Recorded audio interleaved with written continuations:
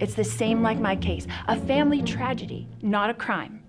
A family tragedy. And they're waiting and they're facing the death penalty for a family tragedy. I know these women. Wait, hold on. We are relabeling murdering as a family tragedy? Lori Vallow is on trial for murder.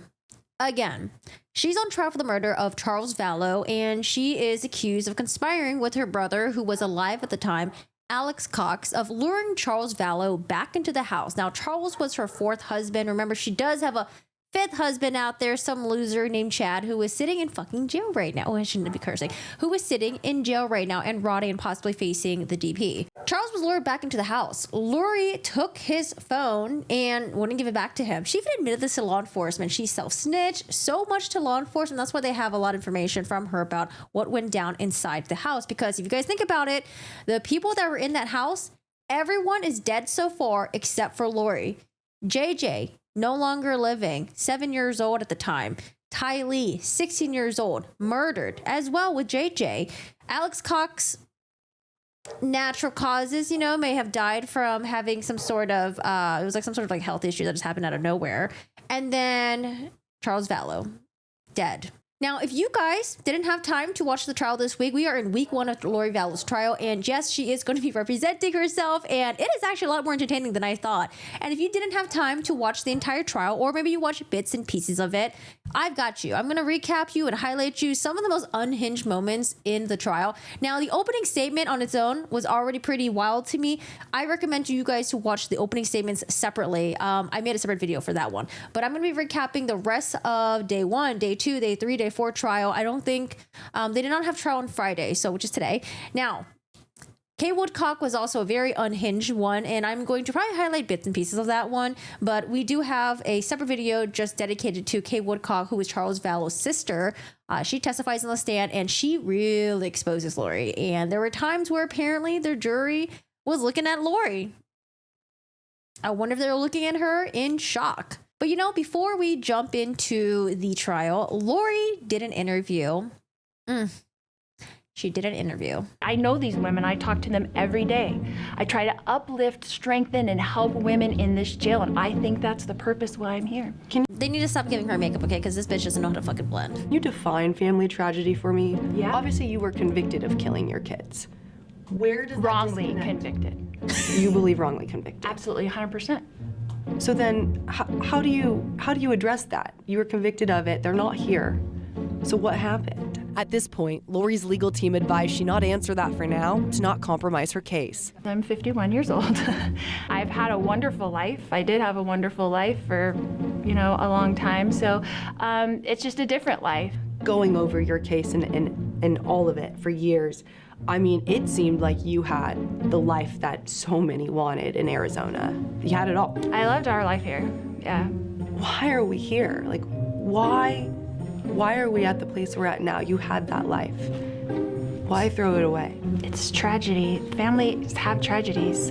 Things happen, and there was a domino effect of tragedies in my life, and that's Such a non-fucking answer. Such a non-answer. So how did you get to the point where you decided to kill your kids, you know, other people?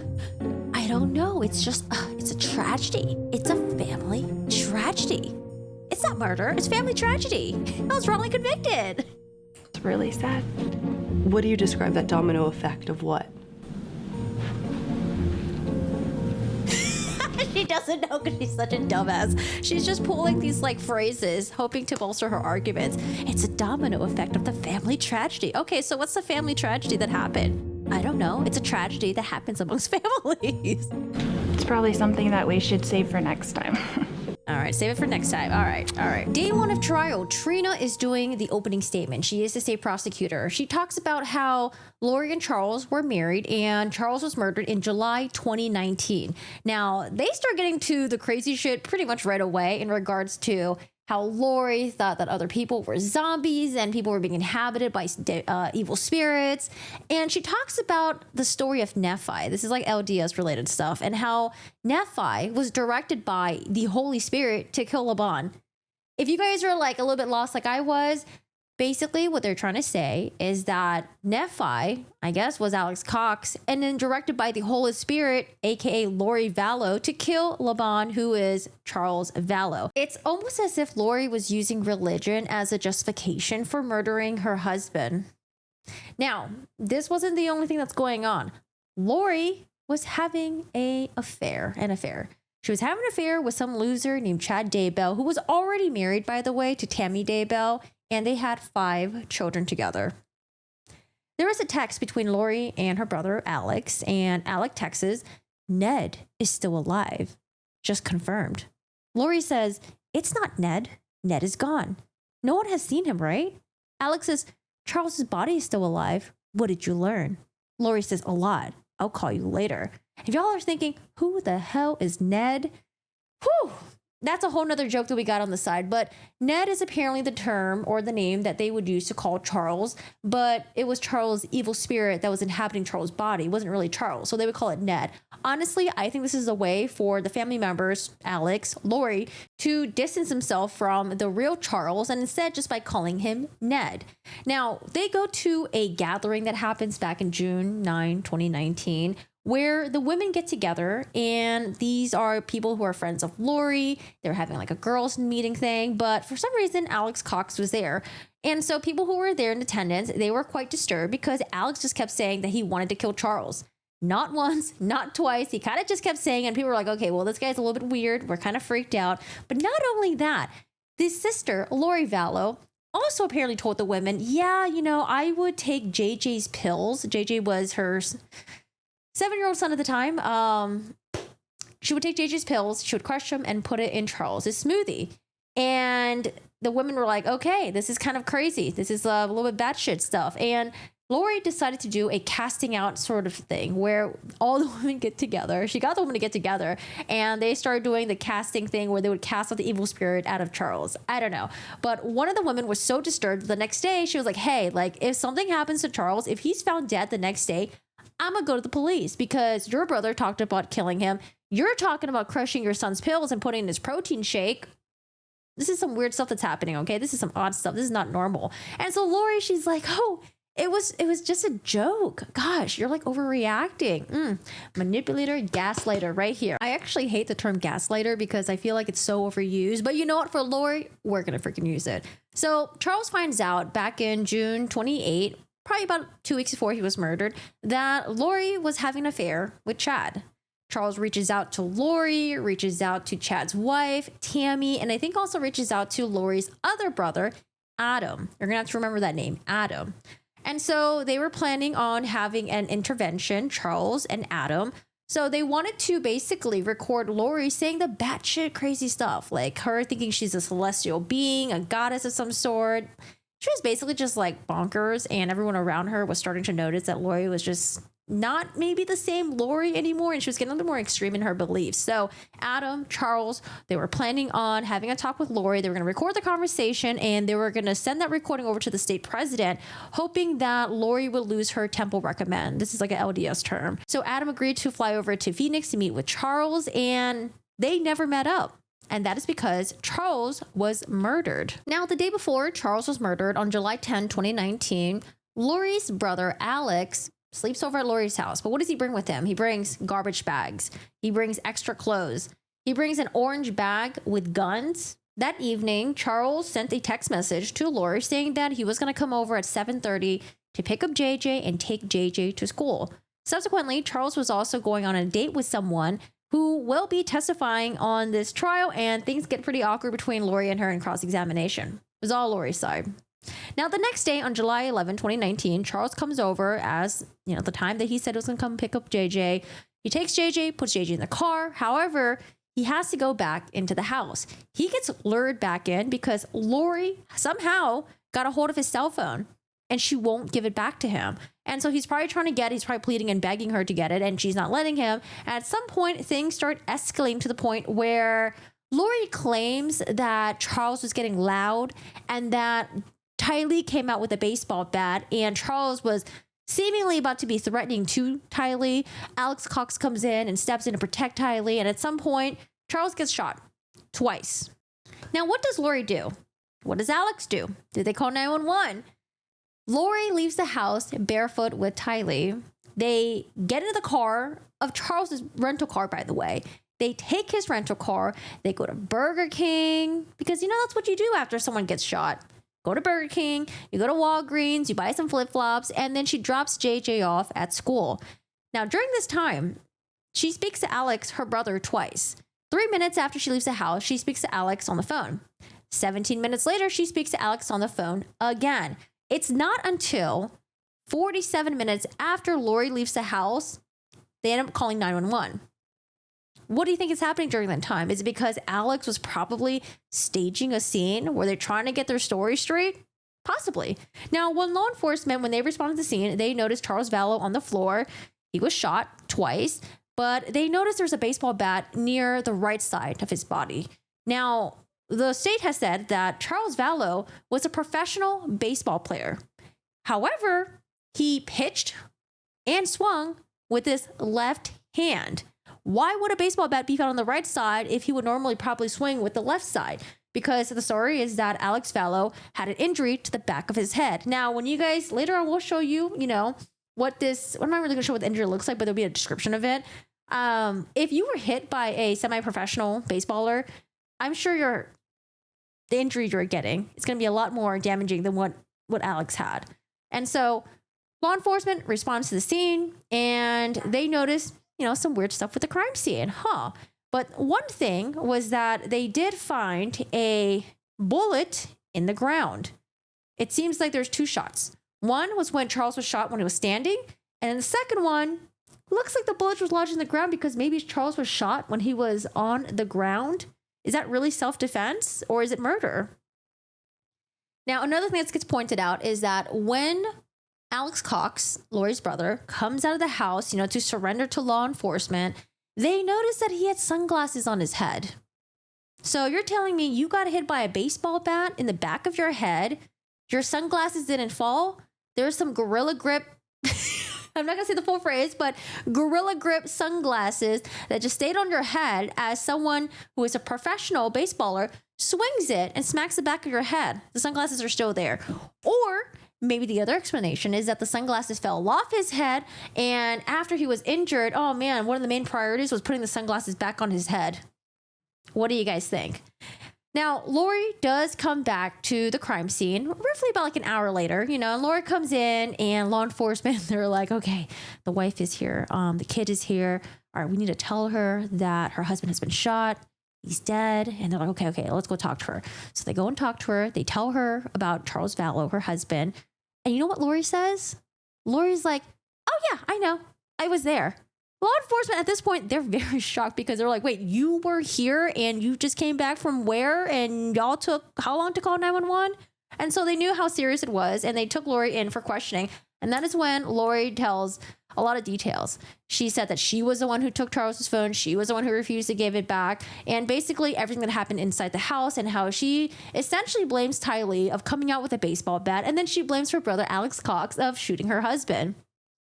Not making this up. Not making this up whatsoever. Now, after the police interview, her and Alex go over to Alex's house, right?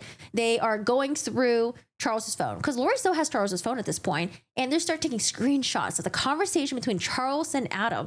Remember, Charles was working with Lori's other brother, Adam, in trying to have this intervention with her because of her batshit crazy thoughts that she was having and that she was sharing with other people. And not only that, Lori was so busy to call any of Charles Vallow's immediate family because Charles has other sons. Charles has like other siblings. And instead of doing that, you know what she was too busy doing? She was too busy calling the life insurance company basically to tell them, hey, my husband, accidentally got shot. But you know what? I'm the beneficiary.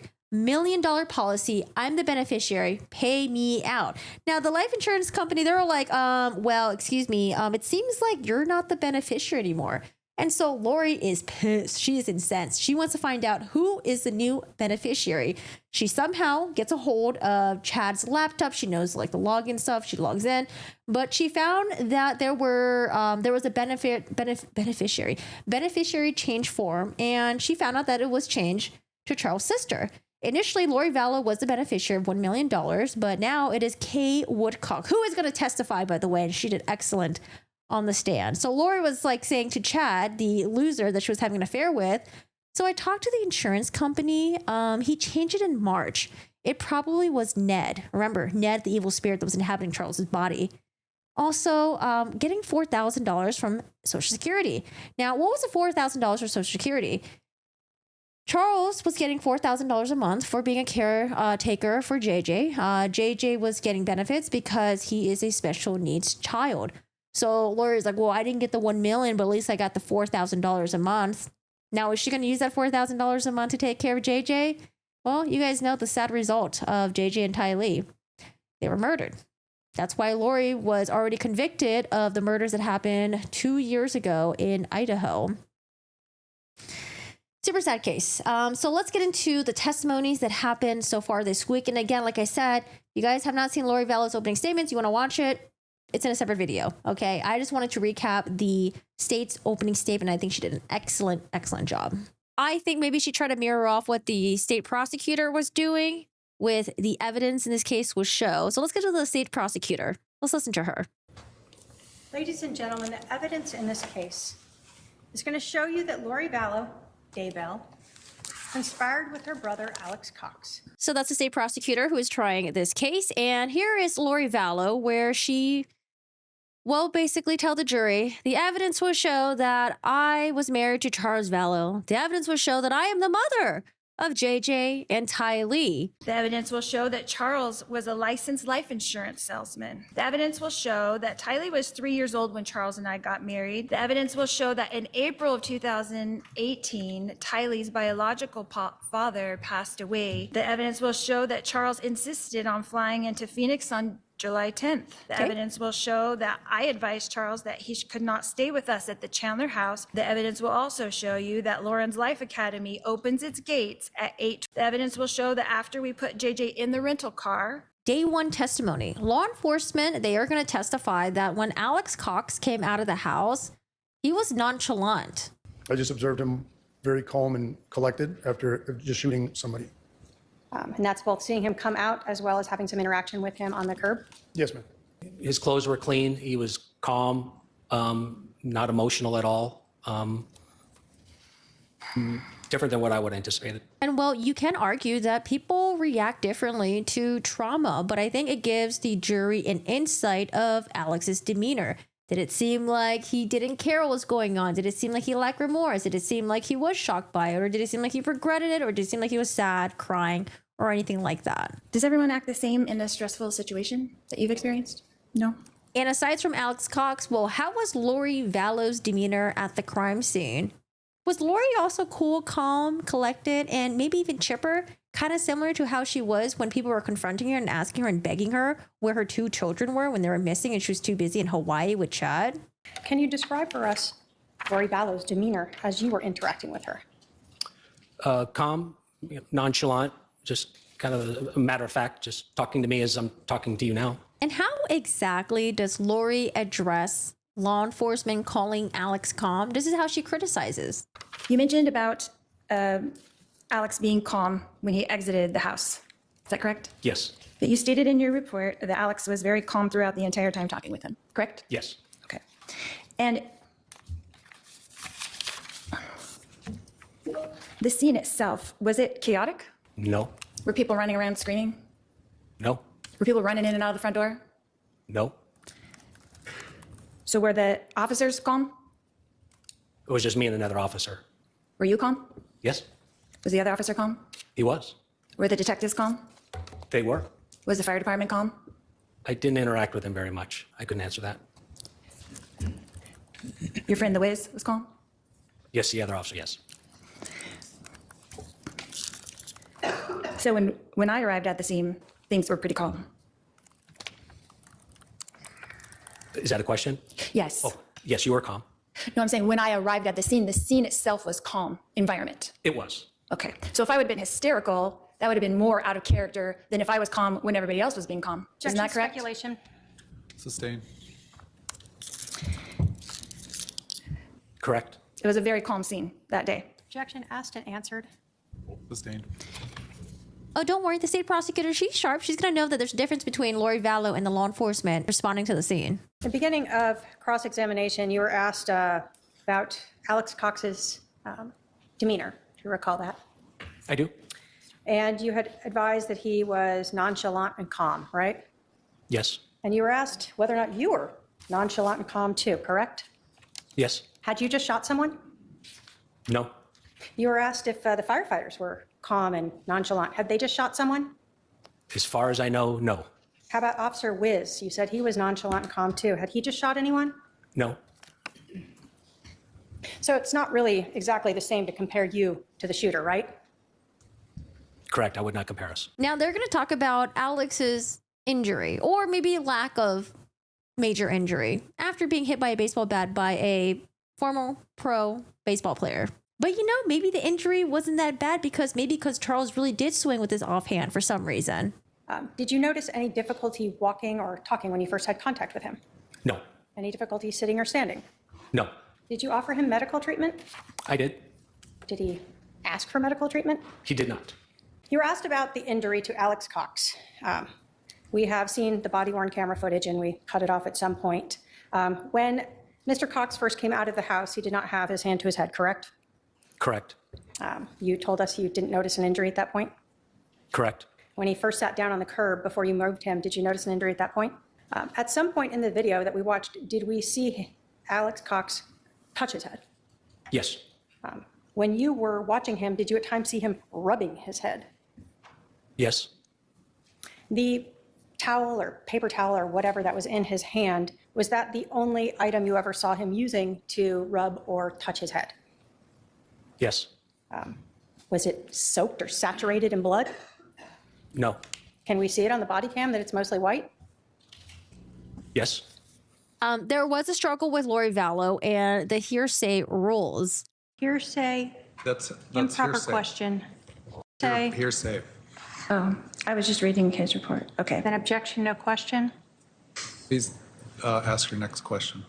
You said in your report that at one point Alex's niece grabbed the bat. Objection, Hold on. hearsay, That's improper hearsay. question. Okay, you can't ask hearsay. Did Alex tell you that he got hit in the head with the bat? Objection, Your Honor, hearsay prior ruling. Yeah, it's sustained. You can't ask questions of what Alex said. But they were trying to. Now tell me this, if you're a jury and you're told that this trial is going to take 6 weeks of your fucking life, and you're starting to realize, I wonder if it's going to take 6 weeks because this person doesn't know what the fuck they're doing. And really, it's just taking longer because Lori doesn't understand the rules of the courtroom. You're probably going to start getting really frustrated with her. Yeah, so she was. I actually was kind of on the right side of her, so I could see, she would shake her head and kind of, look down, scribble furiously onto her legal pad at one point. Dear manager. Whenever I hear people scribbling furiously on a notepad, I always think of Wojciech's. Dear manager.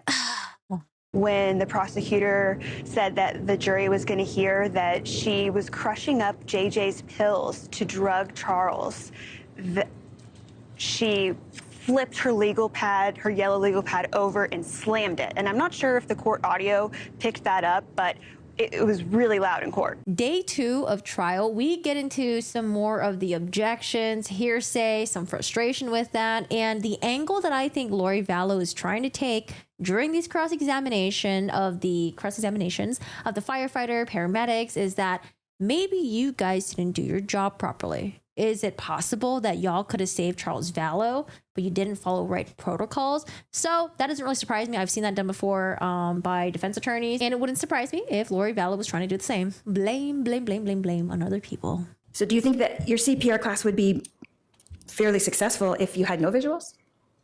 Objection, relevance, speculation. Can we get more objection relevance? Next question.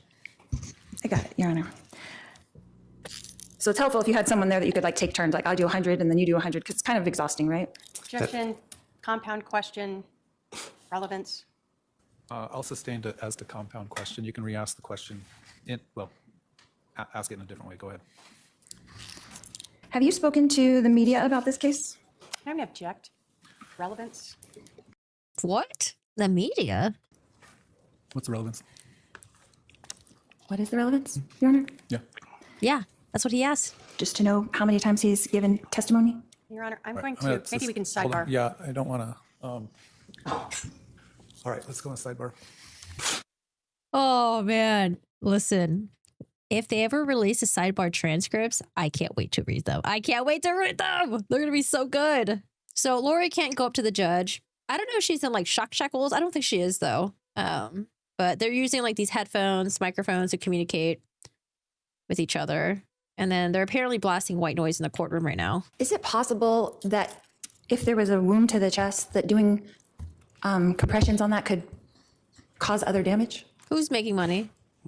I suppose it's possible, but ultimately it doesn't matter. If the heart isn't beating, it's what you got to do. It's the appropriate treatment. So would a common person who doesn't know how to do CPR maybe hesitate about pushing on a bullet wound? Objection, speculation. Oh, okay. So where she's getting at is, well, my brother, Alex Cox, didn't do CPRs because there was a bullet wound there and he didn't want to make it worse. But didn't Alex say that he did try to do some life-saving measures? But when they arrived, they were like, doesn't look like you didn't do shit because like he didn't have any blood on him or anything like that. Sustained. But you wouldn't. Oh, Can you Lori? repeat the question? You wouldn't hesitate to push on the bullet wound if the heart was stopped? No, I wouldn't. Apparently, Alex did tell law enforcement that he tried to do CPR, but similar to Alec Murdaugh, there were no signs of the victim's blood or anything on the person claiming to do CPR. Here's the state prosecutor. You were asked about whether or not you should perform CPR on a person who has a gunshot wound. Is there any reason why a person with a gunshot wound would not need to have blood circulating through their body to bring oxygen versus some other type of injury? No. Is the whole point of CPR to make sure that blood is circulating to get oxygen to their brain Yes. so that they don't go brain dead? Yes. And you said that ultimately it wouldn't matter if you cause more injuries because if they're brain dead, who cares, right? Correct. Damn. In your assessment, did you feel that no one had performed CPR on Charles Vallow before you arrived? I had felt that. I do know in my testimony to Chandler PD, I'd stated that, or it's probably in my testimony that it was not efficient or something to those lines. But I felt like no, it had not. Okay, you felt like no, it had not been done. Correct. Thank you. I have no other questions. All right. When you saw that pooling like that, did that stand out to you or seem at all impactful in your decision of whether or not CPR had been given prior to your arrival? Yes, Why is that? because had adequate CPR been given there, I would have expected more blood possibly on there and perhaps a pool of blood under him. I didn't see any blood under him. I mean, when we first got there. So both the lack of spreading on him is one indication that kind of made you question if CPR had been given? Yes, ma'am. And the lack of pooling of blood underneath him was another sort of Yes. flag to you that maybe CPR had not been given? And no one was doing CPR when we got there. Would have been the primary indicator to me. Looking back and assessing it, based upon your training, your experience, what you observed, and what was done to Mr. Vallow at the scene, would you agree that Charles Vallow was dead before you entered the house? Yes. Based upon your training, your experience, what you observed, and what was done to Mr. Vallow, would you agree that it was highly unlikely that anyone had performed CPR on Charles Vallow prior to fire arriving? Yes. When you observed this person, did you notice anything that he appeared to be injured in any way? No. So no obvious injuries to you? No. If you had been asked to treat him, would you have? Of course. Did you see that same person outside when you left? Yes. And when you left, did you observe anything about him again that he appeared to be injured in any way? No. Did you ever see a... I forgot where we saw this, but I think it was a testimony. It was a testimony where someone says that Alex Cox was like, he had a paper towel and he was like wiping his wounds or whatever. But then when you look at the paper towel, it was mostly white. Like there was some red on there, but it was mostly just white. Now, apparently, Lori Vallow says something pretty fucking wild at the scene. And based on the hot mic that was picking up maybe Lori's voice, it seems like Lori is disputing that fact. But you guys tell me, could you imagine Lori saying this after her husband died and while she's at the crime scene? female and a a female teenager at the scene? Yes. Where did you see them? They were across the street from the house we were at. Do you see that person in the courtroom today? I see the adult, yes. Can you point her out and let us know what she's wearing? Dark blazer at the defendant's table. We'll ask the record to reflect the witnesses identified the defendant. Good job. Did you overhear her talking or saying anything? I did overhear her talking with the police officers, or someone said something about not getting invited to a pool party because of the commotion at the house or something. So Say what now? She over here like, man, I want to get my tan on. I got to be tan before I go to Hawaii to marry my Chad. My beloved Chad. What is this pool party thing? Oh my God. Gotta listen to that again. not getting invited to a pool party because of the commotion at the house or something. Now, we got a little bit of jury drama during day 1 and day 2 of the trial, so let's talk about that. Yeah, so the juror's employer actually sent in a note to the judge that, the employer had a problem with him having jury service. The judge questioned the juror a little bit about this at the lunch break. And I wonder what line of work the juror was in. Was it something very important where this specific jury had to be there for work? Like maybe like deadlines had to be made or something like that? I don't know. The juror basically said that he didn't know much about jury duty, and when he agreed, he didn't know that he wouldn't get paid, and he had child support and alimony, and this would really be a financial hardship on him. So ultimately, he was dismissed. The prosecution seemed a little bit more worried about it than Lori, obviously, because she's not worried about much. But I think they were frustrated to lose a juror on day 1 for sure. Oh, I mean, losing a juror on day 1, that is really, I don't think I've ever seen that happen, but it does happen. I get it. It has happened in some of the cases we've watched. Lindsay, thank you so much. I really appreciate all the notes from court today. Really, really good to have you in there with the eyes and ears. And we'll talk to you again soon. Thanks for this. Was there any attempt to gain venous access to administer medications to aid the heart and functioning, i.e. ephedrine? If no, why not? Oh, do we have someone who's a nursing professional or doctor or something that's on the jury? It's not indicated for trauma. It doesn't, if the Yeah, would that even help if you're dead? if there's no blood to pump or the heart has stopped pumping, increasing how fast the heart pumps with ephedrine would do nothing.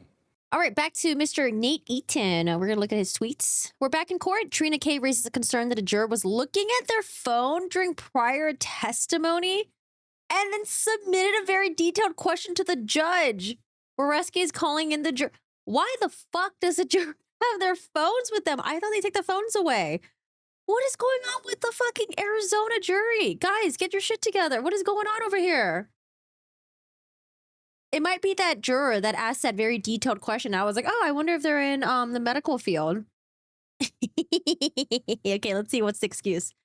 Juror says, juror tells the judge he was texting his daughter, was not looking at anything on his phone. Why do they have their phones on them? Don't they take the phones away?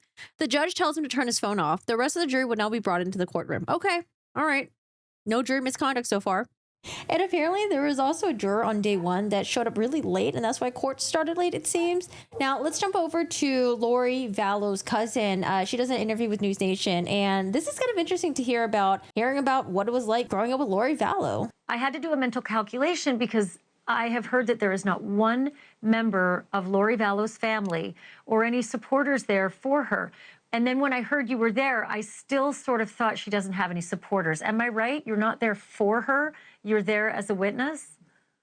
No, I mean, if I can quote Hamilton, I'm not here for you. Definitely not there to support Lori. I'm there to learn the truth of what happened.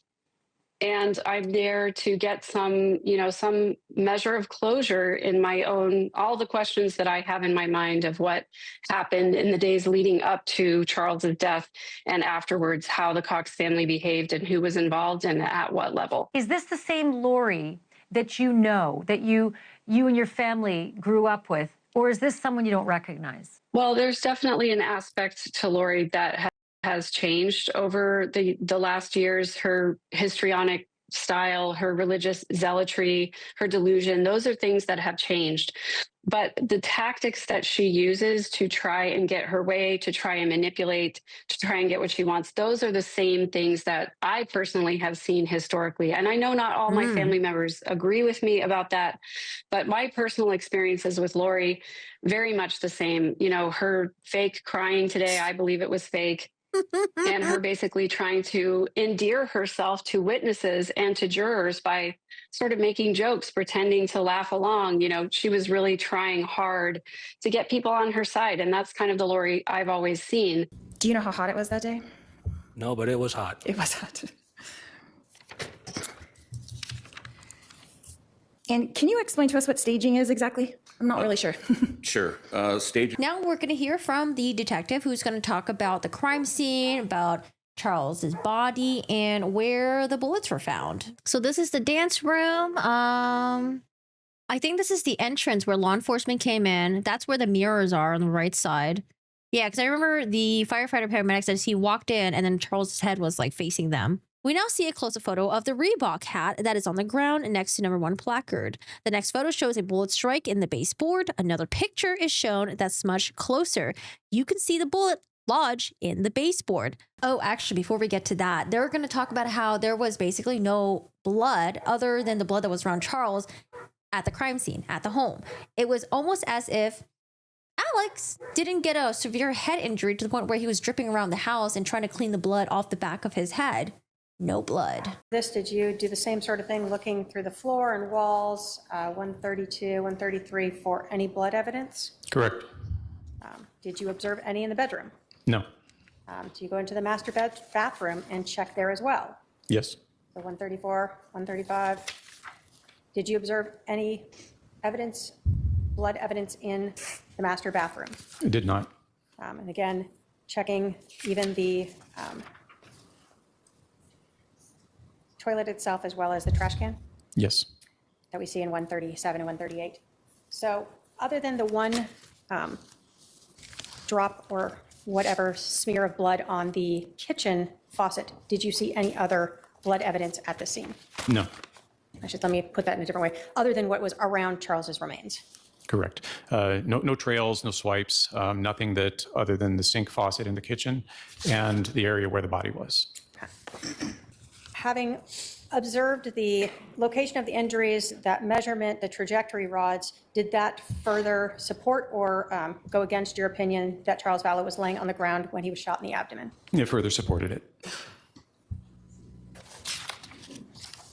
Your opinion that Charles Vallow was laying on the floor when he was shot in the abdomen and the shot exited his left shoulder? The consistencies of a lot of the evidence that I had personally seen. The trajectory rods helped establish that alone, where it shows the entry into the lower left abdomen and then the exit out through the left shoulder blade area. The divot in the floor that was located underneath the body, the projectile that had expended the rest of its energy coming from underneath the body and coming to rest close to the body. There was a lack of stippling that was visible, meaning unburned powder or gunshot residue actually on the skin or clothing that we could identify. So that gave us the fact that the shooter was a bit of a ways away from the body, but the body was firmly on the floor at the time of the shot. There's just no way for the impact on the floor and the exit of the body to articulate anything else with that angle. Now, this is Lori doing her cross-examination of this detective. And honestly, I feel like anyone that's testifying on the stand, they just have absolutely zero respect for Lori whatsoever. And it really shows in their tone. They're trying to be professional, but at the same time, they're like, wow, look at this woman trying to be a lawyer. So were you there at the time when Alex did the walkthrough? Yes, ma'am. And so you were there. Did he describe where he was standing? Sustained. Did he show you physically where he was standing? Sustained. Was there a wall right next to where he was standing? Sustained.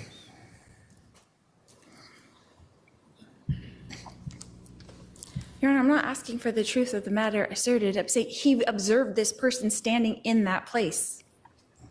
And another thing that I've noticed, whenever the judge talks to Lori, he like never looks at her. He just looks around her, through her.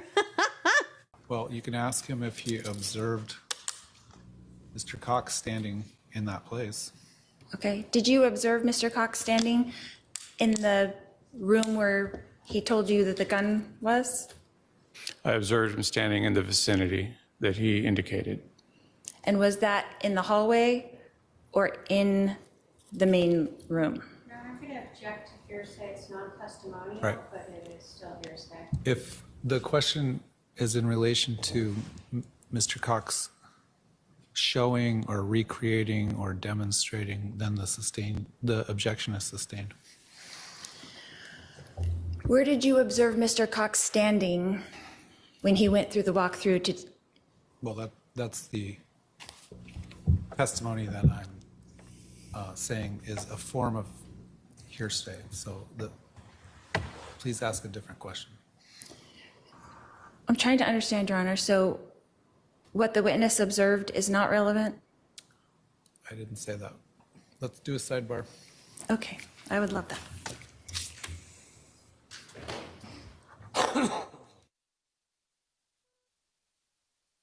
And is that common in, I don't know with shooting, if is that common with someone to shoot once and then move and shoot again?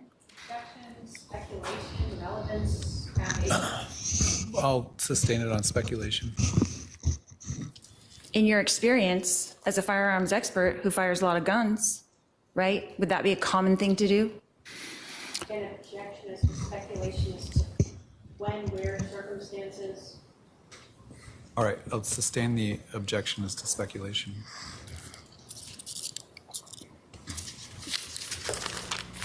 Let's talk about stippling. The first shot, according to you, had stippling. Is that correct? No, It did not have any stippling. none was observed. And the second shot? None was observed. No stippling was observed. Correct. Is that what's in the ME's report? I believe so. That there was no stippling?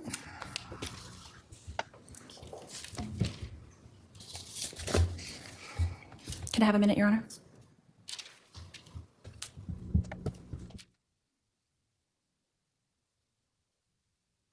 You were observing the autopsy. The ME didn't say anything about stippling? I don't recall any mention about stippling. And you didn't have a discussion with him about it? We would have if he'd observed any.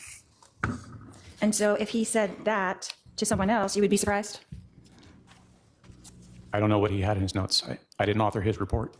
So quite a bit of a struggle for Lori Vallow. Now, at the end of day 2, the judge does admonish her because she does make comments when she's asking questions. She'll continue to do it for day 3, day 4, by the way.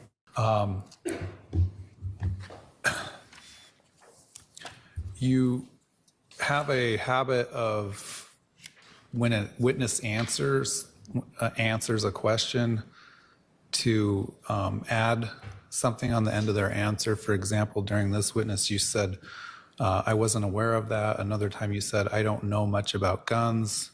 On previous witnesses, you've said, that's what I recall, or I'm not really sure. When you say those types of things, it's a form of testimony. Okay, so I'm going to caution you to try to refrain from doing that. After the answer, just move on to your next question, okay? Sure.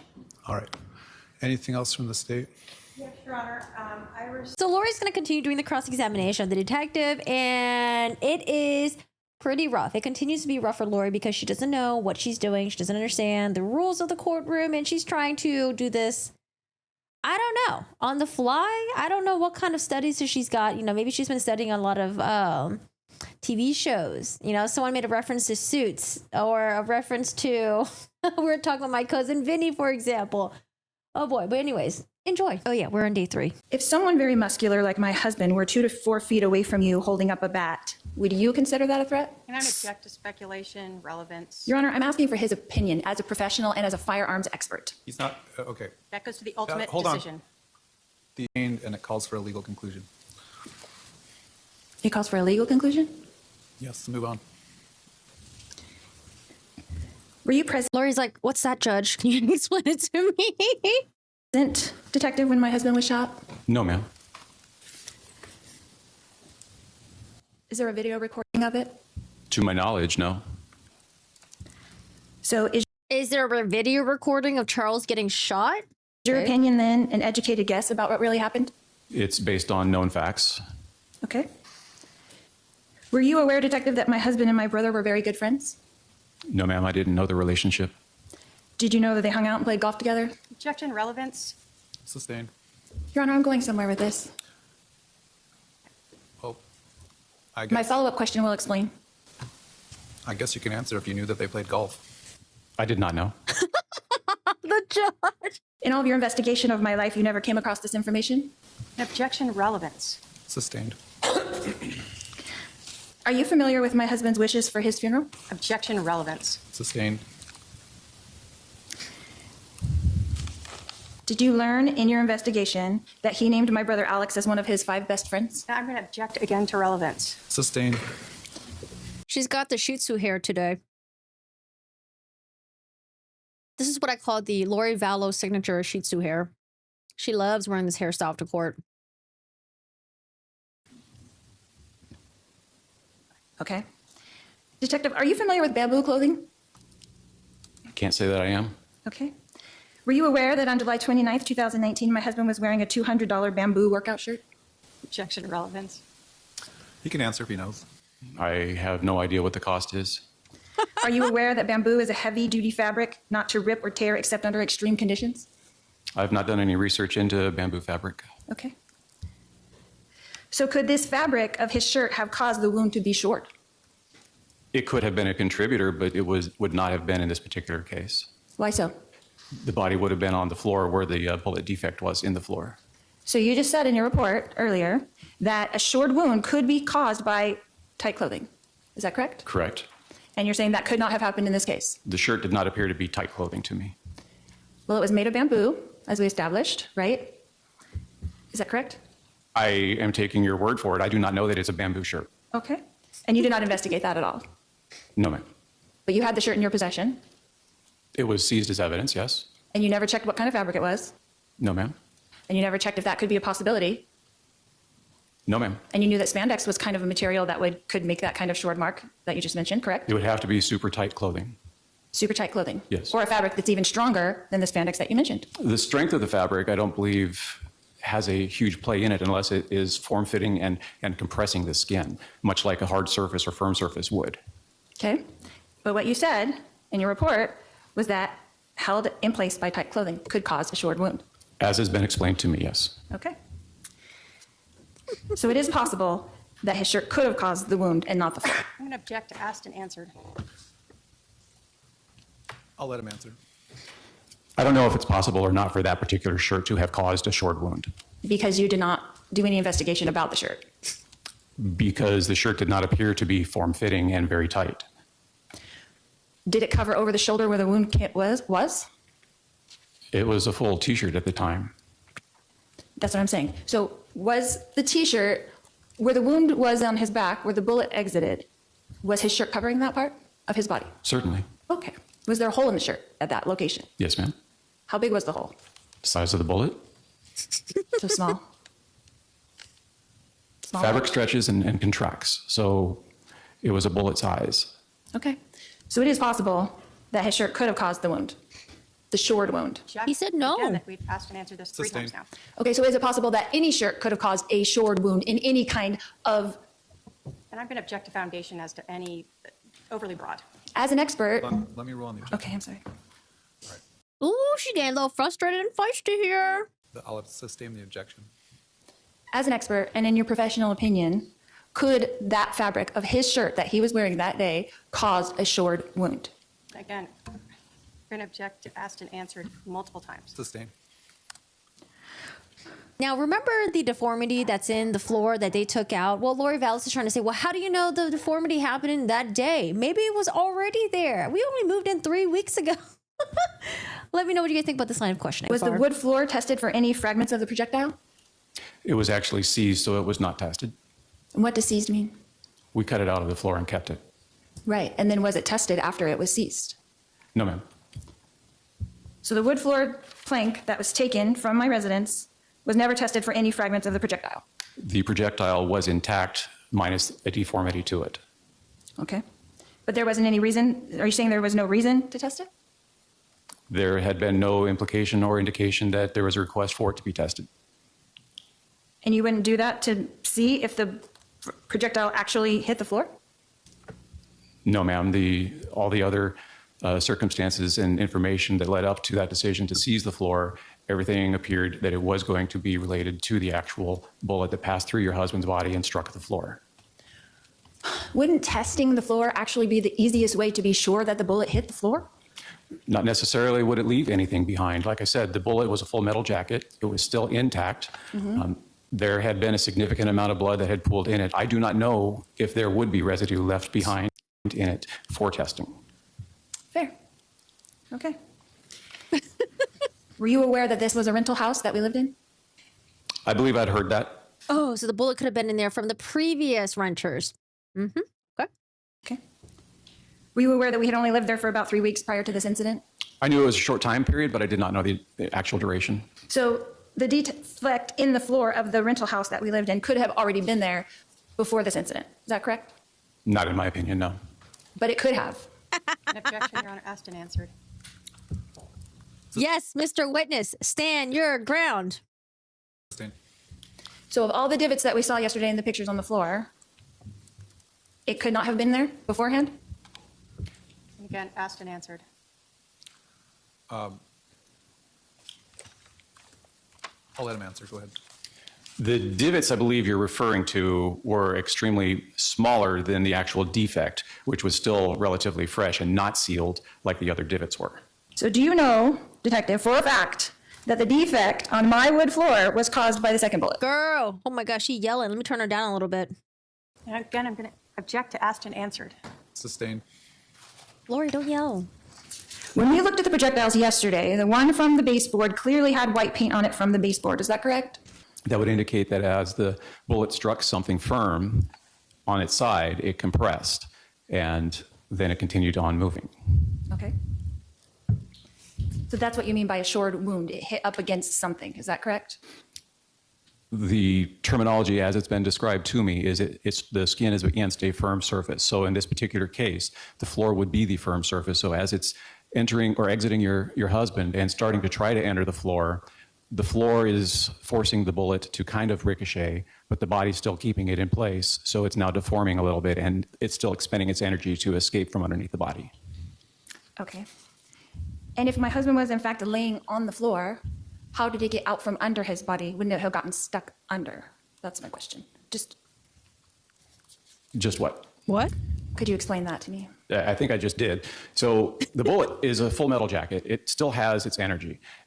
Until it starts striking things to cause resistance to it, to slow it down, it's going to expend its energy at a normal rate. So was it your suspicion from the start of this investigation that led you to not confirm any other alternative?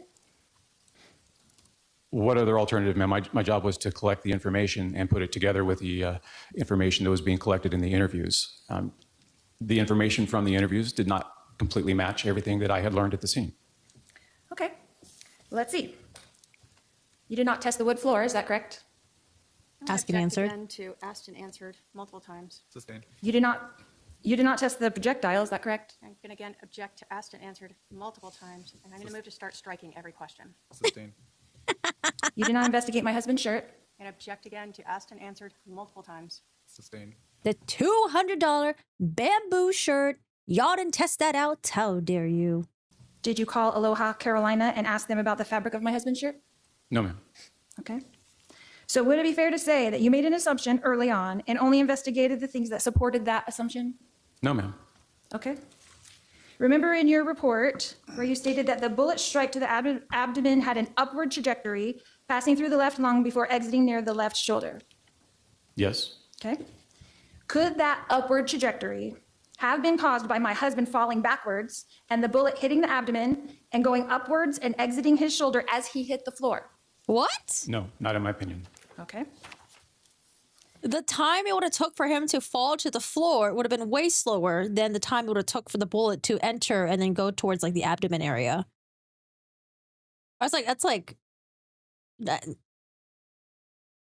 All right, so this next witness, she went on a date with Charles Vallow the day before he was murdered. And like I mentioned, things get, it gets so awkward in cross-examination. But Nancy Jo Hancock, I think is her last name, she did a really good job at firing it back at Lori Vallow. Now, this is her direct examination, and then you'll be able to tell when it's Lori Vallow doing the cross-examination because it starts sounding a little bit unhinged and whiny, and she got the baby voice sometimes. And she goes on the aggressive, I would say. As Charles was telling you these things about his wife, can you tell us his demeanor?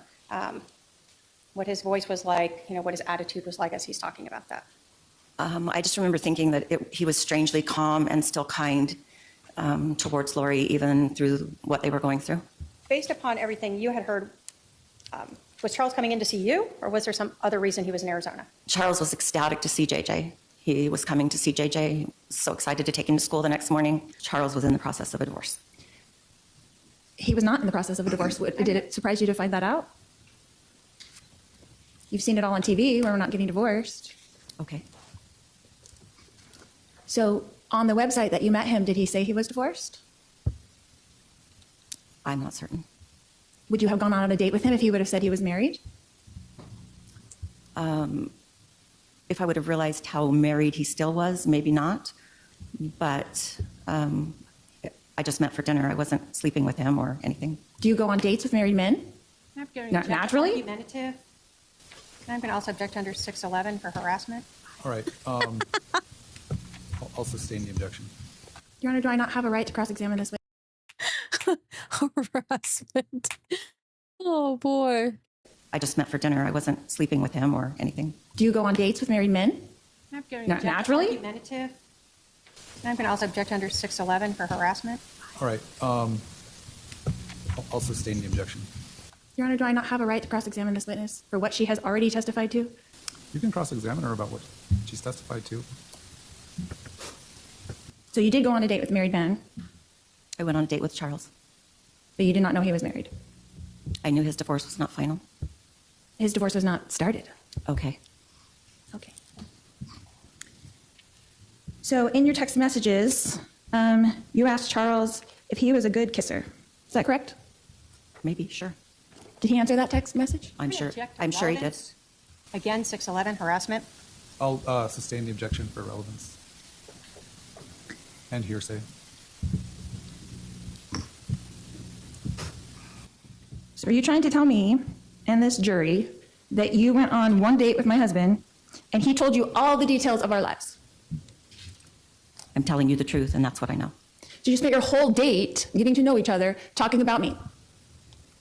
Don't flatter yourself. No, we did not spend the whole time talking about you. You knew a lot about me, right? I knew what I've testified to. I didn't know it was going to get this spicy. Oh my gosh. Should I have this in real time? I have it sped up right now. I'm telling you the truth, and that's what I know. So you spent your whole date getting to know each other, talking about me.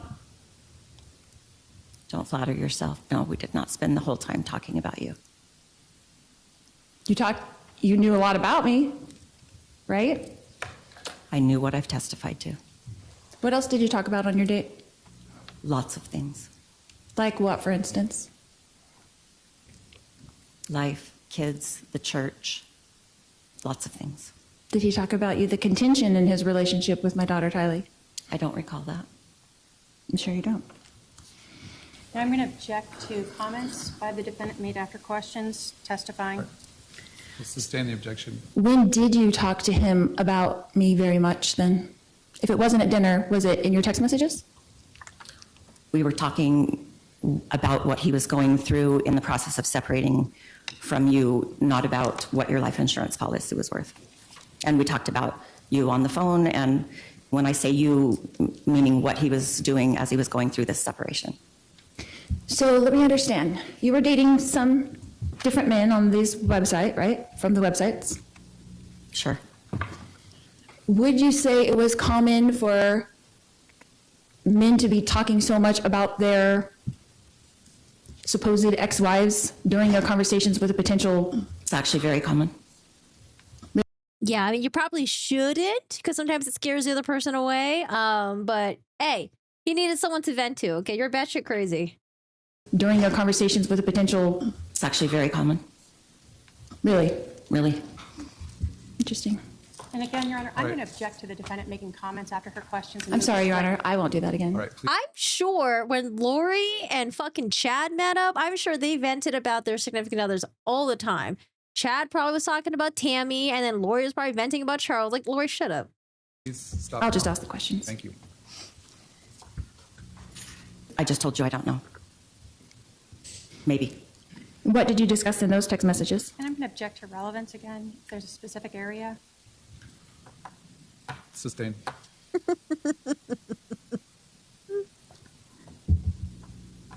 You testified a minute ago that Charles told you a lot of things about his wife. You didn't say ex-wife, but you said wife. Is that correct? Okay, sure. What were a lot of things? The things that I've testified to. Can you be more specific? Am I allowed to do a narrative then? Let's go on sidebar. Dude, drop it. Drop all the fucking details that Charles gave you. Oh, you know, Charles, he said that you were a piece of shit, that you were cheating on him with some loser named Chad. Just drop it. Just drop it. That you thought you were a goddess and other people were zombies and you were just delusional. You know, you're crazy. Just drop all. Look at her face. She's like, please let me drop all the details. Look at her face. She's like smiling. Let me drop the details. All right, we are sidebar right now, and I am completely unhinged for this trial. The witness was along the lines of, what things did you discuss about me, meaning the defendant? Is that correct? That's what I Yes. recall, Your Honor. Are you sure you wanted to answer that question? Because you're opening up a... There's like a line in that game that Anya gives that like, oh my god, it just fucking hits my fucking soul so hard. Fucking Anya, man. It's so sad. really big door. If you want her to answer the question, I'll have her answer the question. Let her answer the question. I'm supposed to know what a lot of things are. All right. If you want her to answer the question and there's no objection from the state, we'll bring the jury back in and have her answer the The state's like, let her answer that question. question. All right. Let's bring the jury in. Yes. All right, let her answer the question. Now they go on lunch break, and Lori Vallow does not ask the question. Probably because she talked to her advisory councils, and they were like, yeah, don't open that can of worms. You don't want to do that. Ms. Hancock, were you aware at the time of your date that I did not know that my husband was on dating websites and dating women? Objection, speculation. Sustained. Were you informed by him that I knew of the situation of us being separated? He was under the impression you were having an affair, so him moving on was a natural effect from that. He told you that? Oh, the affair. Open the door. Bring Chad in here. Oh, gosh, the affair. Oh, gosh. Of us being separated? He was under the impression you were having an affair, so him moving on was a natural effect from that. He told you that? Yes, he did. Okay. Now, I do want to explain a little bit. When I keep saying opening the door, I meant, because the whole affair with Chad thing, that's already in. What I'm talking about is what happened to Lori's two children, Tylee and JJ. Because the jury doesn't know. They're not supposed to know. And then also what happened to Chad's wife, Tammy. So at the 5 months later that you said in December, after that is when you contacted Kay Woodcock? To express my condolences for her brother passing away and wanted to let her know that I had had dinner with him that last night and how much he loved JJ and how excited he was to see him the next morning. And just... Thank you. That's enough.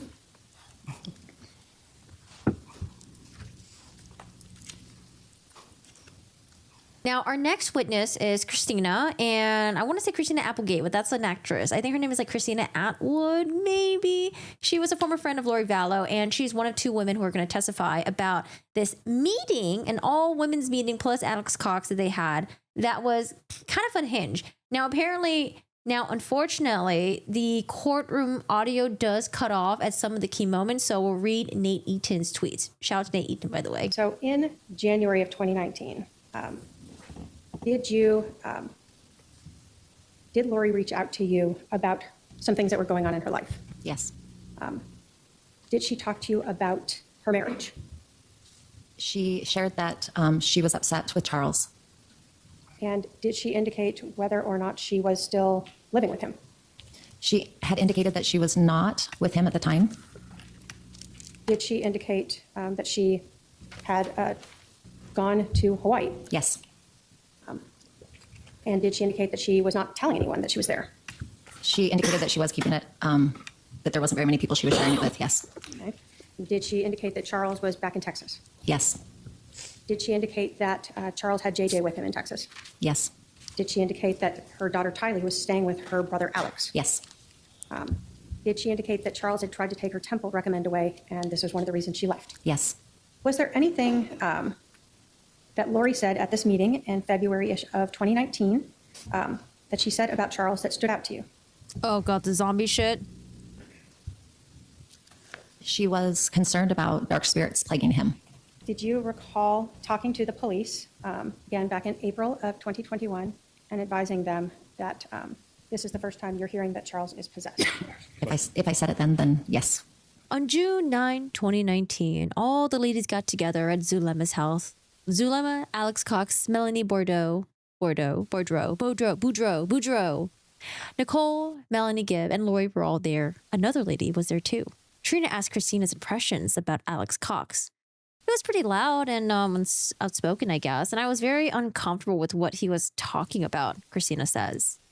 After the meeting, Lori still expressed that Charles was still possessed. We were asked to fast and pray for the family. We came together fasting and gathered outside and had a prayer together. I believe Lori was the one who visited and said the prayer. Wait, hold on, I thought Lori was talking. Oh, just kidding. I thought they were talking about Lori saying this. We were asked to fast and pray for the family. We came together fasting and gathered outside and had a prayer together. I believe Lori was the one who said the prayer, and then we went in, broke our fast, ate, and visited. Alex was part of the prayer outside. As they were eating breakfast, or as they were breaking their fast, Alex said he wished he could just kill Charles.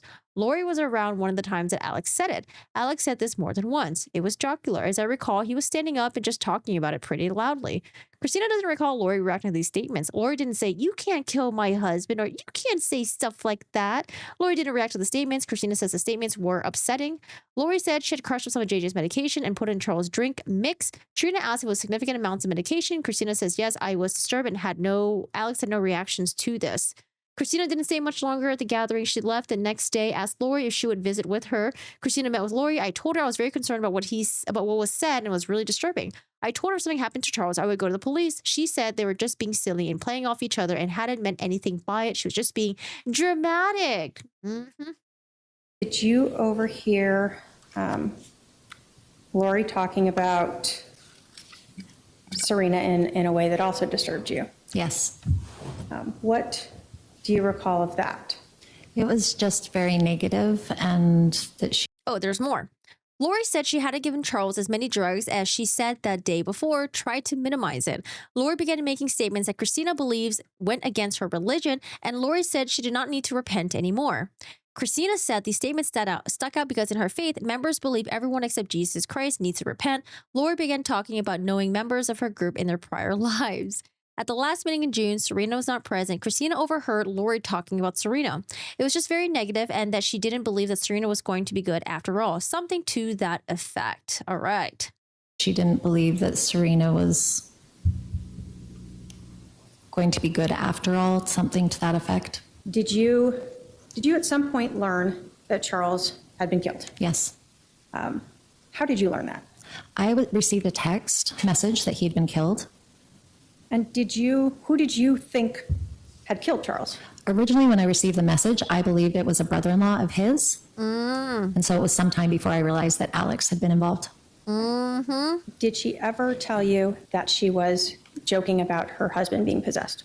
No. Did she ever tell you she was joking about him having this dark spirit inhabiting him? No. All right, Cross. No questions, Your Honor. Now we are in day 4 of the trial, and we're going to have a lot of civilians that are going to be testifying today. I call them normies, but the correct term is civilians. We're going to hear from Adam Cox, Lori Vallow's brother. We're going to hear from Serena, Lori's former friend that she was talking shit about. And then we're going to hear from Kay Woodcock. Whew. Some of these are separate videos. Like Kay Woodcock, I would recommend.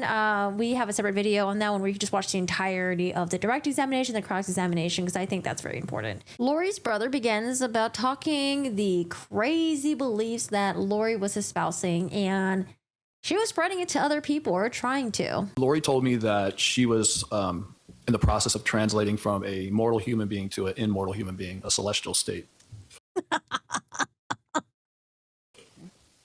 That's something that the LDS religion supports? I haven't heard of it that it's happened here on Earth yet.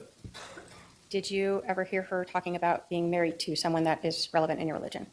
He says he didn't hear it happen in here on Earth yet, so that must be some sort of like a Mormon thing, some sort of like a branch of a Mormon belief, I guess. Yes, I have heard that. Did she tell that to you? I don't know. I can't recall her telling me that, but I remember other people telling me that. Okay. Did you confront her about these beliefs? Confront her? No. Did you discuss with her about these beliefs? I just let her say what she wanted to say. Was there ever a conversation where, when she was telling you these things, where she asked if you thought she was crazy? Yes. And how did you respond to that? I said, I don't know if you're crazy, but what you're telling me is not true. It's not real. After you said that, what happened to your relationship with Lori? She stopped talking to me. Okay.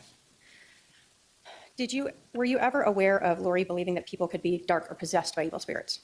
I later have learned that, yes. Now, it honestly just keeps getting more stranger, and this case is already wild, but apparently, I think Lori was pretending to be Charles, emailing Chad?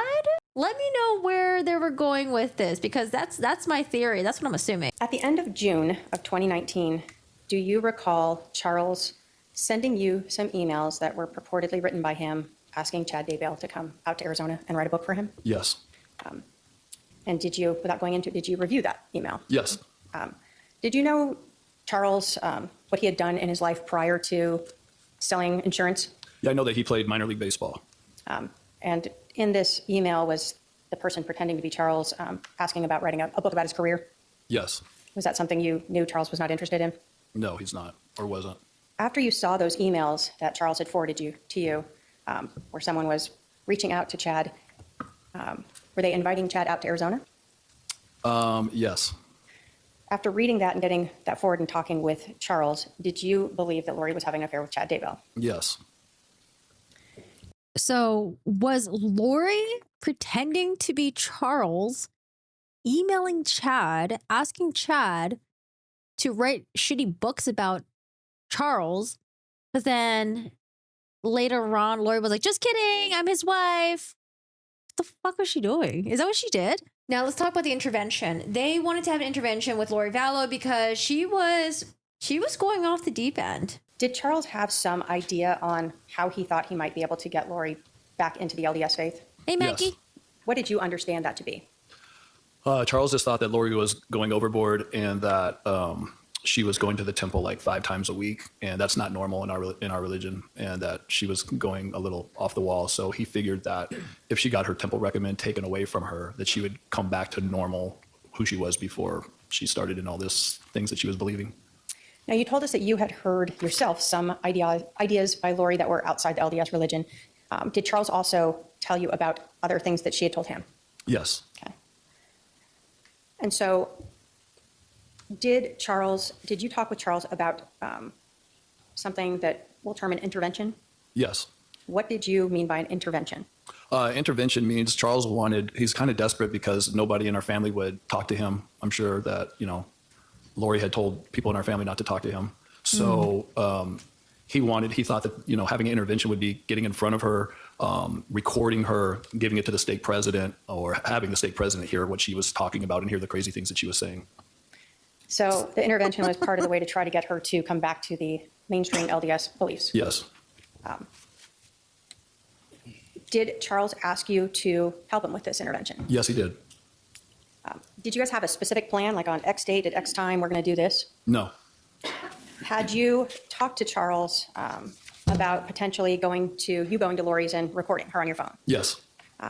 Did you talk to Charles and text him about another idea of having a family dinner and again recording her so that you could play that for the stake president? Yes. We're using a term there, stake president. Who is that? What is that in your religion? Well, in our religion, we have our churches organized where we have wards, and then a bigger, like 4 or 5 wards are in a stake, and then there's a president of the stake, and so it's somebody who's in charge of everybody in the stake. Okay. So someone that's pretty high up in the church. Yes, yeah. And so the idea was to bring any of these recordings to show she's saying these things to his attention? Yes. Did Charles talk to you about him flying you out so that you can help him with this intervention? Yes, he did. In talking with Charles and this intervention, was there a constant concern of how she would respond to trying to take away her temple recommend? Yes. Was some of that based upon your understanding of the things she had said to Charles in the past? That and others. Apparently, Lori was flighty. When Charles tried to serve her divorce papers, she disappeared and nobody knew where she was. So in Charles's mind, that she could be flighty and just take off again, where nobody would know where she is. So there was some definite reference to that as well. Okay. Alex being at Lori's house that morning felt like something was really off. So when you see him? told He's right Charles they're planning something, Charles responded back, absolutely. Did you then let him know that you were supposed to spend the night at Alex's house? She probably blocked that.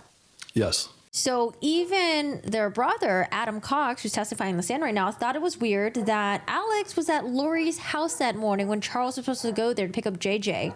He knew something was up. During the day of July 11th, at any time, did you learn that Charles Vallow had been shot? No. So Lori did not call you and tell you that Charles had been shot? No. Alex didn't call you to tell you that he'd shot your brother-in-law? No. Anyone in your family talk to you about it? Nope. How about the next day, Friday, July 11th? Did Lori tell you Charles had been shot? No. Alex contact you to tell you that he'd shot Charles? No. Anyone in your family talk to you about that? No. Yes. I was talking with Eric saying it just, something doesn't feel right. I haven't heard from Charles, and usually he would text me or send me a message or something. And then Eric asked me, he goes, well, what's his last name? And I said, Vallow. And he was on his computer and he just Googled Charles Vallow. And he said it popped up that he's been killed by his brother-in-law. Holy shit. You learn this. What is going through your mind now? Just everything, chaos. I just knot in my stomach. Just probably one of the worst feelings I've ever felt in my life. All right, so here's a cross-examination by Lori Vallow, and Lori Vallow has been referring to Charles as her husband to show the jury that, no, I did love Charles. What do you mean? Now, when she's addressing the former friends and even her brother Adam Cox, she's saying Mr. Cox. Okay, here comes Lori. Lori's into the cross-examination. What do we got? Madame Sheet Suit today? What she got for her hairstyle? Mr. Cox, how long has it been since we've seen each other in person? Don't know. When was She said Mr. Cox. So you think that was that time in 2018? I think so. Okay. And were we eating my green chili chicken enchiladas? Do not remember that. You do not remember? My green chili chicken enchiladas. She said, the way she said it made it seem like she was like having her Martha Stewart moment. Like she was so proud of those green chili chicken what does it say? Chimichangas? Enchiladas? Oh boy, this is going to be an interesting ride. Remember that? Nope. Is that what I made every time we had a family get together, which was like 10 times a year? I don't remember that. Okay. Now, Lori Vallow sucks at cross-examination. Here's going to be her go-to question for a lot of the witnesses so far. And I don't know if that's compelling for the, you know what? I do know that is not compelling for the jury. So, Mr. Cox, did you see or hear or personally witness me conspire with my brother Alex Cox to murder my husband Charles Vallow? Repeat that again. Okay. Did you see with your eyes or hear with your ears or personally witness me conspire with my brother Alex Cox to murder my husband Charles Vallow? No. Thank you. No more questions. Redirect. When you were talking to your family after this happened, did you actually tell them that you believed that Lori and Alex had conspired to kill Charles? Yes. Why was that? Because Lori had told people that Charles was no longer living, that some guy named Ned was inside of his body, that there's a zombie living inside of him. And Alex didn't respond to any of my text messages when I was supposed to be with him. And he was at that house that morning. Lori talking crazy about how she's a translated being. All these things all added up into that moment and that morning. Once I found out on Saturday that Charles was shot and killed, no doubt in my mind that they killed him. That's a feeling that I got. And you told your family that? Yes. No other questions? Now, our next witness, Serena Sharp, she is going to have a similar testimony to Christina Atwood. They were at this meeting where there's a bunch of women there and Alex Cox, where things were starting to get unhinged from the Cox siblings. We're just going to jump to a cross-examination because I would say this was probably the most awkward cross-examination so far.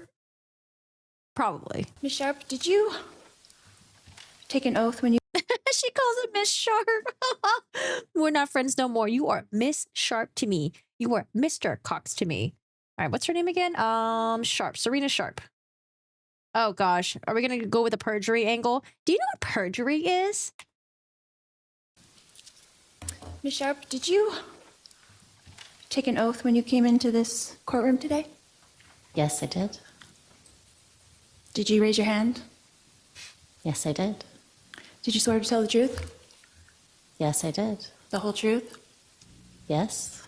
Nothing but the truth? Yes. So help you who? God. So can we agree that this court acknowledges that your testimony here today will be accountable to God? Your Honor, I'm going to object to the relevance of this. Sustained. Your Honor, they brought up the religion. Ask for a response. It's sustained. Ask the next question. Do you believe that your testimony here will be accountable to God? Yes. Okay. This was tweeted by Pretty Lies and Alibi. Lori is getting really loud with Serena. Jury looks uncomfortable. Imagine you're the jury. You just had a nice little long hour lunch break. Come back. You're finishing up direct examination. Then you got this unhinged bitch doing the cross-examination. She's like yelling. For those who are waiting for the feed to start, buckle up. Lori is back to being loud and forceful on cross-exam with Serena. So in the instance when you said that I mentioned to you something about zombies, I would like to know what I said to you exactly verbatim about zombies. Well, I remember we talked about zombies in 2019 for the girls' weekend. You had mentioned zombies. I mentioned zombies at that weekend out of my mouth and not someone else, but me. Object to argumentative. Overruled. You can ask. Why don't you rephrase that question? Okay. So you're saying under oath that I said the word zombies at that meeting, or I'll go with that.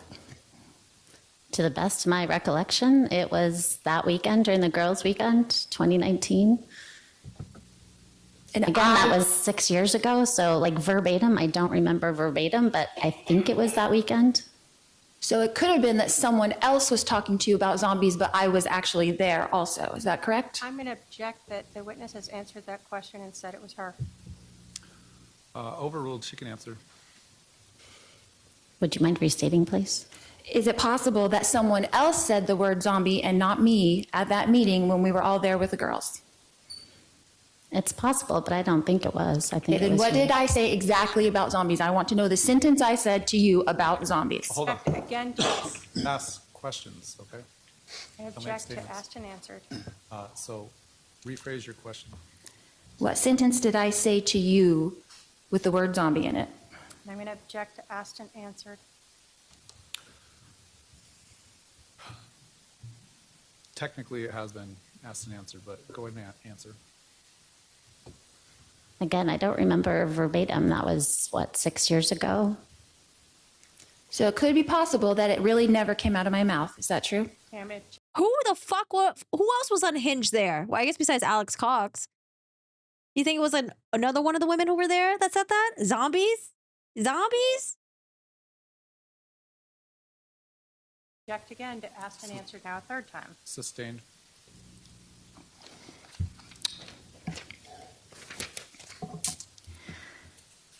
Ms. Sharp, who are the three Nephites in the Book of Mormon? Oh, God, more history? The three Nephites? I'm sorry, I don't understand the question. In 3 Nephi 28, the three Nephites, do you know who they are? Off the top of my head, no. You do not know who they are? No, not off the top of my head. Okay. In the Bible, do you know of John the Revelator? Yes. Do you know of John the Revelator being translated? I don't remember that, but... You don't remember that? What about in the Old Testament, Elijah? Was he translated?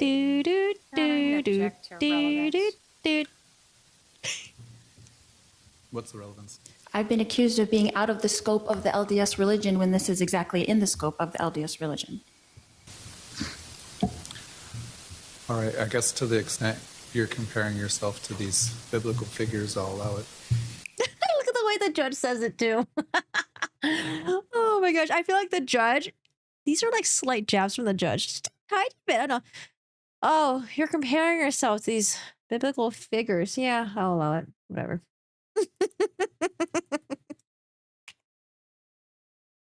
You're comparing yourself to these biblical figures, I'll allow it.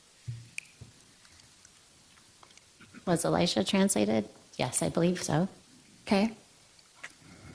But you don't know that John the Revelator was translated as well? I can't remember.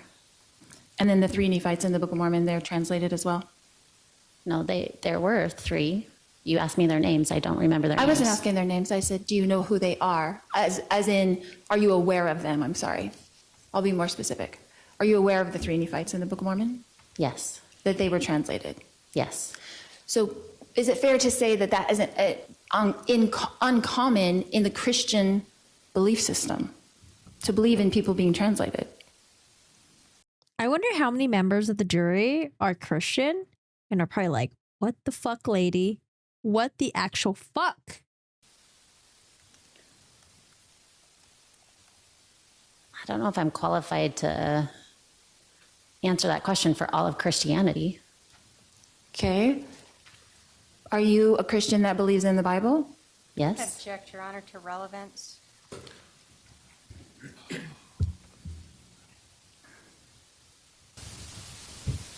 I'll allow it briefly, but hurry up and make your point.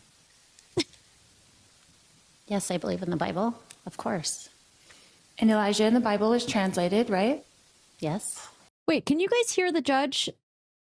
I feel like y'all need to hear the judge. The judge is fucking, y'all need to hear the judge. And Elijah in the Bible is translated, right? Yes. And you believe in that, right?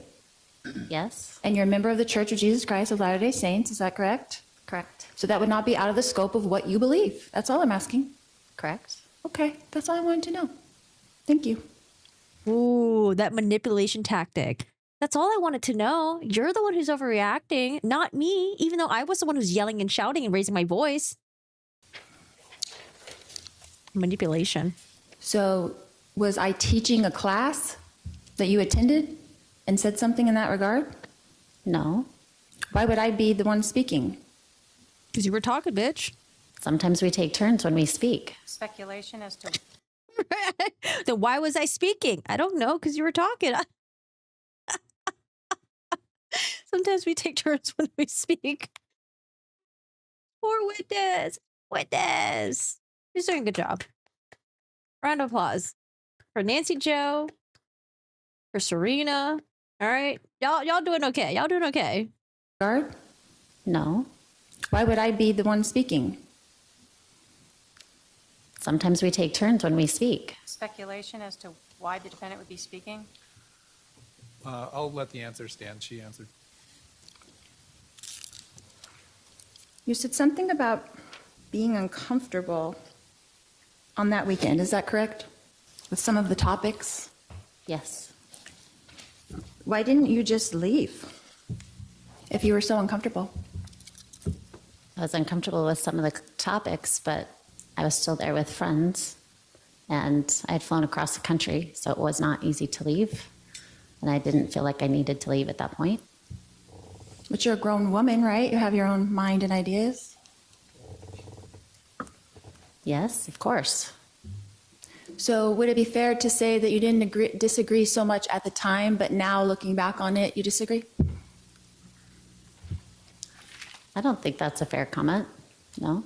I don't know if the jury's really going to relate to this, because imagine you're the jury, right? And how many times have you been in a situation where you're like, yeah, this is kind of fucking weird. Okay, maybe I'm a little bit uncomfortable, but you don't really get the fuck out of there. You're still there. It's like, okay, well, it's not a big deal enough for me to, just like get up and leave and be dramatic about it. We had a good time of that weekend? Yes, we did have a good time. And that now you've changed your mind a little bit. Now we're going to go with the state. Now state is going to redirect with this witness. The fact that Lori Vallow told you that you didn't need to repent, or that she didn't need to repent? Yes. Was another one of them her telling you that her husband was possessed by an evil spirit that she named Ned? Yes, definitely remember that clearly. Kay Woodcock is going to testify as well, and she is Charles's younger sister. She is also JG's grandmother. Now, what happened was her son had a son, JJ, and was unable to take care of JJ. So Charles and Lori adopts JJ when JJ was 2 years old. And JJ was a special needs child. And around this time, he was 7 years old when his father was murdered. And also 7 years old when JJ was murdered. What position did your brother play? He was a pitcher. He was very, very good. He was a left-handed pitcher, and they're very hard to hit against. Okay, left-handed pitcher, because remember, Lori is disputing that. Lori is saying that, like, yes, he was a left-handed pitcher, but he batted with the right. I'm sure his sister, Kay Woodcock, would probably know more. Let's see what Kay says. Does he bat with the left or does he bat with the right? Because in the crime scene, it seems to have been set up that the bat was found on the right side. And they're saying that that's completely wrong. Charles wouldn't bat with the right side. He's completely left-handed. But I want to see what Kay Woodcock says about that. Did he bat right or left-handed? He was left-handed. Did you do everything left-handed? Yes. Left-handed? Did you know Charles to ever convert to the LDS faith? He did at some point during his marriage to Lori. Okay. Wait, really? In March of 2018, did you have a member of your family pass away? Yes, my mother did in March of 18. Did Charles come out for that? Yes, he did. He was there for her services. Lori was not, and we felt like something was going on. Well, actually, my husband felt it before I did, and then when she didn't show for my mother's funeral, I just thought that was just appalling. It appalled me that she wouldn't even come to something like that with her husband. Now, she talks about something that happens in the beginning of 2019 where Charles had apparently relayed to Kay that he was concerned for his safety. Lori sent a text message to Kay saying that her and Charles were fighting and that Lori and the kids went to stay at the hotel. And at some point, Lori fucking disappears for 58 days. Charles was trying to reach out to Lori's family, but they basically iced him out because they were on Lori's side. And Tylee was staying with Alex at the time, the brother. JJ was with Charles, and so Charles felt like Lori left him.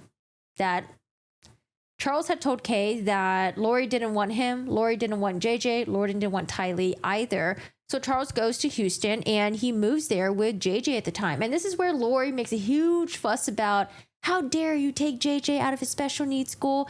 How could you do this? How could you be moving? But Lori was gone for 58 days. One day she just shows up out of nowhere and she just starts berating and yelling at Charles, and Kay witnessed this. Did Lori show back up?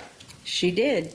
I was in the pantry in the kitchen, packing up the pantry, and I don't know what, just something caught my attention, and I walked out and she was standing there. She had her back to me. Charles was sitting at the table on his phone, and he obviously didn't realize that she was there. And then finally, when he hung up, he looked up and there she was, and he started crying, and she started yelling. What? Do you recall what she was yelling about? That, why did you take JJ? Why did you take JJ? Why did you take him out of school? Why are you moving? What are you doing? All this is your fault. It was just ridiculous. So she'd been gone for... She fucking disappeared for 58 fucking days. She was probably like, you know, with Chad. You didn't want to think Lori and Chad together. I just want to vomit. Lori just comes sweeping on in as if she actually fucking cares. For 58 days, leaving... No contact whatsoever. Right, not even like checking up on the kids or anything like that. There was this courtroom observation. Okay, let's see. Pretty Lies and Alibi says, Lori is writing a lot with Kay on the stand. Lori is shaking her head no a lot as Kay Woodcock is testifying. She's also writing a lot. Lori is writing in her death notebook right now. Just like writing away. What was Charles's like demeanor reaction? You said he was crying? He was at first, but then he was just trying. Charles was a very soft-spoken man, and he was just trying to get a word in edgewise, and finally Lori settled down a little bit. When was the last time you saw your brother, Charles? That's a good question. Probably, must have been in June. And do you recall where that was or the circumstances? I think he came to Lake Charles for the weekend. Did you see JJ then? Yeah, no. The last time I saw JJ was May 18th. How did you learn that your brother Charles was dead? It was on July the 12th. I was at a nail salon in Lake Charles, my granddaughter and I, and I got a call from his oldest son, Cole, and he said, "Hey, what is going on? I just got a text from Lori, and she said Dad's dead." And I said, wait, what did you just say? And he told me again, and I said, something's wrong with that. That can't be true. And I said, have you tried to call her? And Cole's like, yeah, she won't.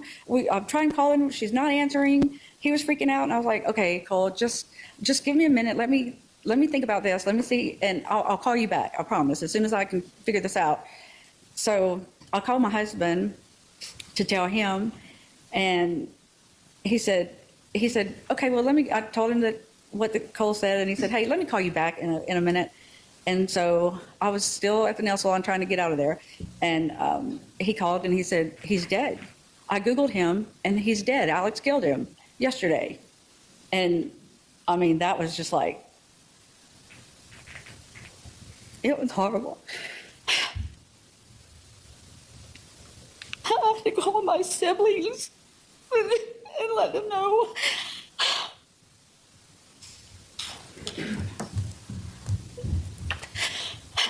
Thank you. And everybody was just freaked out. I didn't know what to do. But I did call Cole back and let him know that it was true, and just was telling him, let's keep in touch.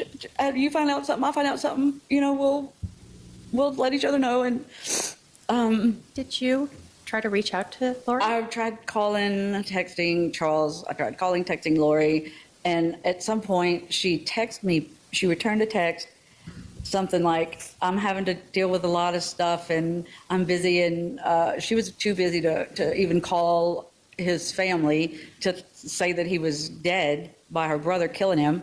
And she was dealing with a lot of stuff. Laura is always the fucking victim. She's dealing with a lot of stuff. She couldn't even call Charles's kids to say that he died. She texted them. Wouldn't even tell the sister. And she's like, oh, no, I'm busy. No, she was too fucking busy trying to figure out when she was going to get the life insurance payment. And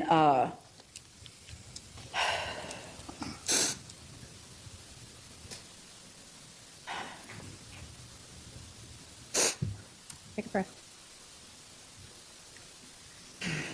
So you had tried to reach her and she was too busy to talk to you. Yeah. Where was Charles buried, or where was what was done with his remains? Well, this was before Lori knew she wasn't getting the money. She had him cremated, and he was mailed. He was FedEx or whatever over to my office, along with his Letterman's jacket from high school and a couple pair of cheap sunglasses and 1 or 2 watches. It was just a few little trinkets. And Charles had a watch collection, and she just sent some crap. So she cremated him and FedExed him to you. Yes. Wow, that's so fucking devastating. When I got my dog's ashes, the company that did the cremation, they like drive it and they actually like hand deliver it to you. Imagine getting someone's fucking ashes in the fucking FedEx to your fucking work office. Now you're saying this is before she learned the life insurance policy was not going to be, she was not going to be the beneficiary. Did you set up like a service for Charles? Yes, my family and I made arrangements for a memorial service to happen in Lake Charles on August the 3rd, which was, he was killed July 11th. So took us a little bit to put it together, but we did. Did you talk to Lori about having JJ come out for Charles's service? I think the last time I talked to Lori was she told us that she wanted, I asked her, what can we do in Houston? I was trying to be nice because I knew she had something to do with his murder. And I'm not one that can just lie off the cuff. I don't. Could that be objection? Like here, speculation that she was speculating that he had something. She had something to do with the murder. Oh, Lori, you're kind of quiet over there. Kind of quiet. I was, and it was a long, awkward conversation I had with her, but I was like, what do you want us to do with that stuff at the house in Houston? But when we got to the house in Houston, and she did, yeah, y'all please go do what you want to do with it, see what Cole wants, y'all split it up, y'all take it. She gave you permission to go to the house in Houston and take whatever was there? Yes, and when we got there, none of Charles's personal belongings were there, nothing at all. And she had already fucking took whatever was maybe valuable and then resold it, or maybe she fucking re-gifted it to fucking Chad. Ugh. That I couldn't figure out why nothing of Charles's or JJ's was there. Or wait, nothing of Charles's was there. Just his business files and the big furniture, sofa, bed, stuff like that. What a piece of shit. So you went there, you did that. Did you ever have Lori confront you about the life insurance policy? Did I ever have Lori what? Yeah, did Lori ever confront you about being the beneficiary for Charles's life insurance policy? Yes. She didn't call and do it. She sent me a text one night, a picture or two of a screenshot. She took a screenshot of the change of beneficiary form with my name on it. And she said something to the effect of 5 kids and his sister gets all the money, or is that why you want JJ? Something to that effect, which it made no sense. I want JJ, period. That was a dumb statement by her. So that's her projecting. That was her fucking projecting, because the only reason why she ultimately ended up wanting JJ is because of the payments that JJ was getting from the state. Yeah, so she told you again that she was left with these 5 kids, right? Yeah, 5 kids. She had Colby and Tylee and JJ. And Colby was out of the house, so it was just Tylee and JJ. So she's messaging you this, saying how upset she is because she has 5 kids to take care of. Yeah. And then she tells you that, is this why you wanted JJ to come to Charles's service? No, I had already gotten the okay from her to come get him. I was going to fly here, pick him up, go back to Louisiana, keep him for a week and attend this, so he could attend the service during that time. And when she found out when she found the change of beneficiary form, she said that she was too busy. They were moving to Hawaii, and it would be too confusing for JJ to come, and he needed to be with her. So after she found out and had confronted you about that change of beneficiary where you are now getting Charles's life insurance policy, she changed her mind and refused to let JJ go to Charles's service, his dad's service.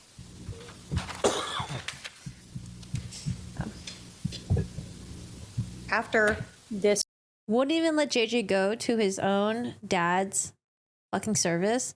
There's a tweet about that.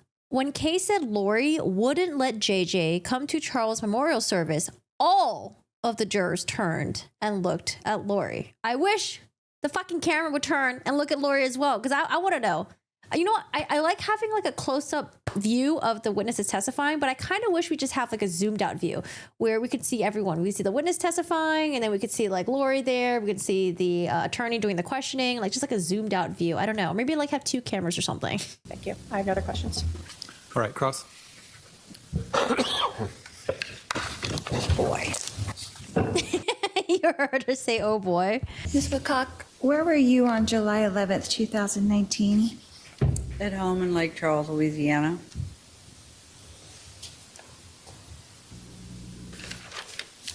Oh God, this is just gonna be the line of questioning was, were you there July of 2019?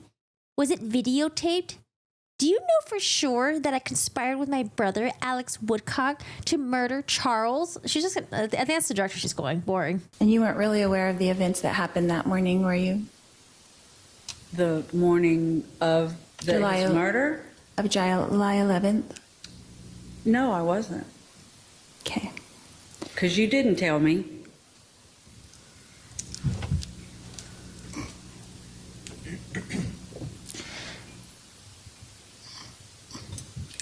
Miss Wood. Lori does not seem very prepared for this cross-examination.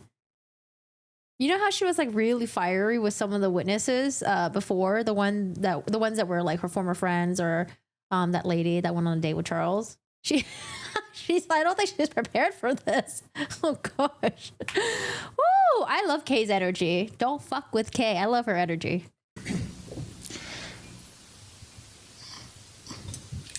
Ms. Woodcock, did you see or hear or personally witness me conspire with Alex Cox to kill my husband, Charles Vallow? No, but I saw a ton of evidence that did. Thank you. No further questions. All right, redirect. Just briefly. So on July 11th, when Charles Vallow was killed, did you actually have any idea that your brother was dead? None at all. How would I know? So in terms of you learning that your brother was dead, it was never from Lori Vallow. Or from her. It was from Google that my husband found. Thank you. I have no other questions. Are there any questions for this witness from anyone on the jury? I don't see any questions. You could step down now. Thank you. What if one of the jury question was like, oh, so what, how come you haven't seen JJ since 2018? Or sorry, 2019. So that was week 1 of the Lori Vallow trial and Lori representing herself. Man, Lori tries to get under the skin of these witnesses, but they do such a good job at composing themselves and firing back at her when needed. Lori is not the confrontational type. I don't think so. I think she tries to muster up this like big dog energy, but at the end of the day, she's just a small little tiny Madame Shih Tzu. Even got the hair to prove it. All right, y'all. So anyways, thank you so much for watching. We will definitely be keeping an eye on this trial. It is slated to be about 5 weeks long, 6 weeks long, but we're moving quite quickly. We went through the state's witness list, which I don't know if I showed on this video, but we went through the state's witness list, and I don't know. Maybe Lori will have a lot of people that she's going to be calling on her witness list, but who knows? So anyways, guys, thank you so much for watching. If you guys enjoyed this, hit the like button. If you guys haven't already subscribed, we're also covering cases like the Idaho 4 murders. We're going to do a recap of this week's hearing. So if you guys want to be on top of that and just to be kept up to date with everything that's going on in that case, check out that video. We're also covering Corey Richards as well. Her trial's been moved indefinitely. She was supposed to have a trial within 2 weeks, but if you want to catch up with all the court documents, it's out with that. We have videos for that down at Adelson. And yeah, we're trying to cover, you know, all these cases. And I appreciate you guys being here. We're going to be live streaming the Lori Vallow trial next week. Now, we are not live streaming from beginning to end. We're streaming some of the more interesting parts of it. And because, you know, I don't want to be sitting here for 8 hours. Corey Richards' case, I was going to be planning on sitting there for 8 hours, but not for this case, though. Anyways, I appreciate you guys being here. I hope you guys have a good one. And shout out to all the people that were tweeting about this case. It's nice to have people in the courtroom basically observing things that are happening in the courtroom without, you know, things that don't get picked up by the stream. So I appreciate all you guys, and I hope you guys have a good one. Take care. Have your notifications on and have it on for all. If you guys don't want to go live and join the Discord, there's notifications on there as well. All right, I think we're done, right? Did I hit up everything on the checklist? For my vlog, I forgot to do part 2 of the Rome vlog. So it's been sitting in my YouTube. I forgot to just push it out. So hopefully that will come out this week, and I just got to do a thumbnail. So check out the second channel. It should be around here somewhere. Hey, Corgi-san, and I appreciate y'all being here. I hope y'all have a good one. Take care, have a good weekend, and don't think about this case, okay? Watch this video, and then afterwards, enjoy your freaking weekend. Don't think about Lori Vallow. I hate Lori. I hate her.